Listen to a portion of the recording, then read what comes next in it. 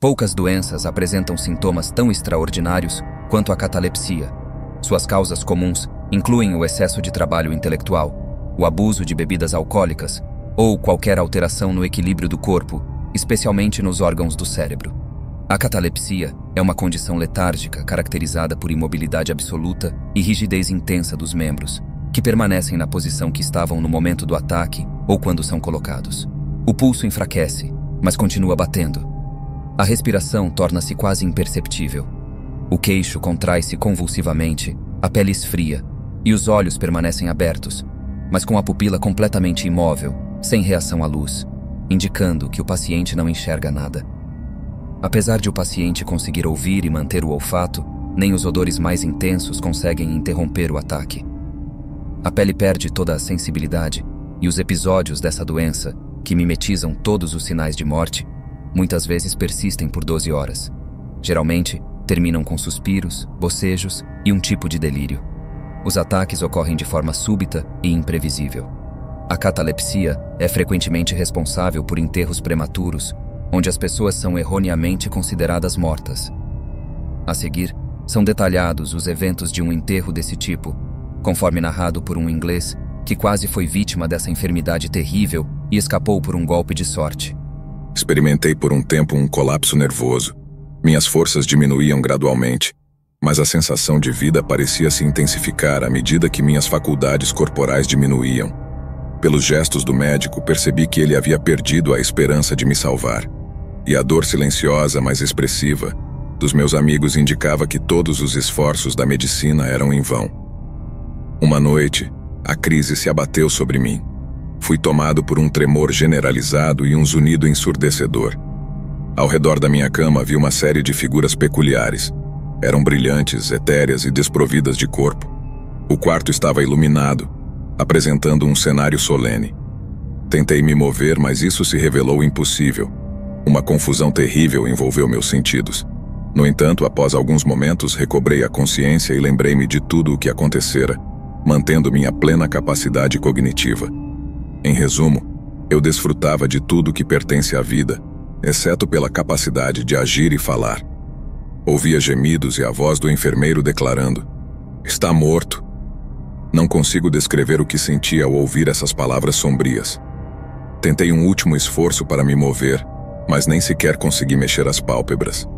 Após um breve intervalo, um amigo se aproximou, emocionado, com o rosto banhado em lágrimas. Ele tocou meu rosto e fechou meus olhos.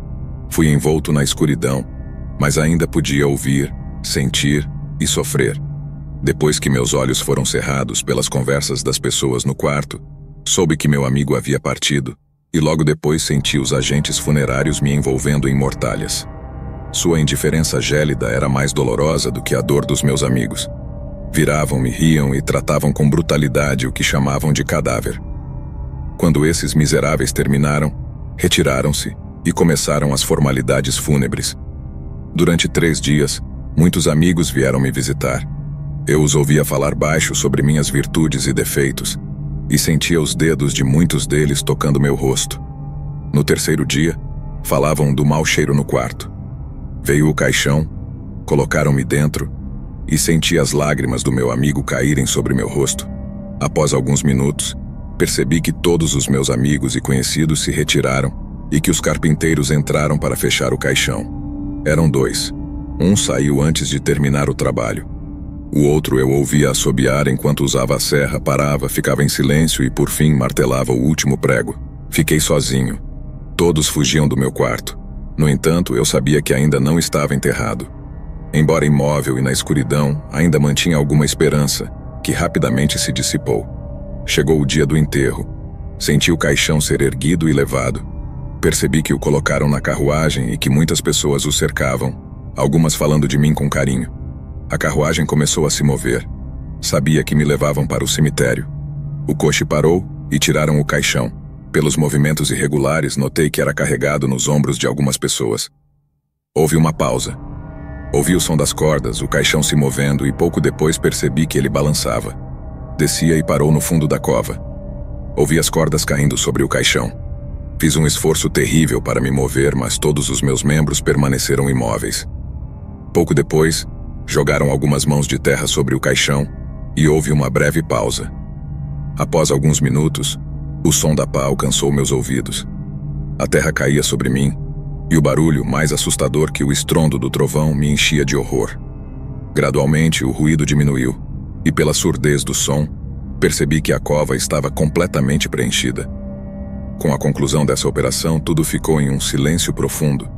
Não havia maneira de eu calcular o tempo que passava. O silêncio persistia. Pensava eu então que a morte chegara e que eu permaneceria debaixo da terra até o dia da ressurreição. Imaginava meu corpo se decompondo, vermes se saciando nos meus membros. Enquanto esses pensamentos terríveis ocupavam minha mente, ouvi um som surdo e prolongado acima da terra, sobre minha cabeça. Pensei que eram os insetos e répteis da morte vindo reivindicar sua presa. O barulho se aproximava e intensificava. Seria possível que meus amigos perceberam que me sepultaram antes do tempo? Uma onda de esperança tomou conta de mim. O som cessou e então senti uma mão tocando meu rosto. Fui retirado do caixão pela cabeça. Senti o ar frio. Era um frio penetrante. Levaram-me secretamente, talvez para um julgamento terrível. Talvez para as chamas eternas. Depois de alguns minutos, fui jogado como se fosse um fardo, mas não no chão. Logo percebi que estava em uma carruagem e, por algumas palavras soltas, soube que estava sob o controle desses ladrões noturnos chamados Homens da Ressurreição, que profanam sepulturas para realizar um comércio sacrílego com os corpos que desenterram. Assim que a carruagem começou a se mover, um deles começou a assobiar e o outro a cantar músicas obscenas. A carruagem parou, pegaram-me, levaram-me, e pela densidade do ar e mudança de temperatura, percebi que estava em um quarto. Arrancaram com violência o sudário que me envolvia e me colocaram em cima de uma mesa. Pelas conversas desses dois homens e de outro presente, soube que seria dissecado naquela mesma noite. Meus olhos ainda estavam cerrados. Não via nada, mas deduzi logo depois, pelo barulho que ouvia, que os estudantes de anatomia haviam chegado. Alguns deles se aproximaram da mesa e examinaram-me minuciosamente. Finalmente, o professor chegou. Antes de começar a dissecação, sugeriu que algumas experiências galvânicas fossem realizadas em meu corpo e prepararam um aparelho para isso. O primeiro choque sacudiu todos os meus nervos, que ressoaram como as cordas de uma harpa. Ao ver esse fenômeno, os estudantes expressaram sua admiração. O segundo choque fez-me abrir os olhos, e a primeira pessoa que vi foi o médico que me havia assistido durante minha enfermidade. No entanto, eu permanecia como um morto, mesmo que pudesse distinguir entre os estudantes algumas faces familiares. Assim que meus olhos se abriram, ouvi meu nome sendo pronunciado por muitos dos presentes com um tom de compaixão, e ouvi alguns comentários de que teriam preferido que suas experiências não tivessem sido feitas em meu cadáver. Assim que as experiências com estímulos elétricos terminaram, o professor pegou o bisturi e fez uma incisão considerável no meu peito. Senti uma sensação avassaladora percorrer todo o meu corpo. Fui tomado por tremores convulsivos e a plateia inteira começou a emitir gritos aterradores.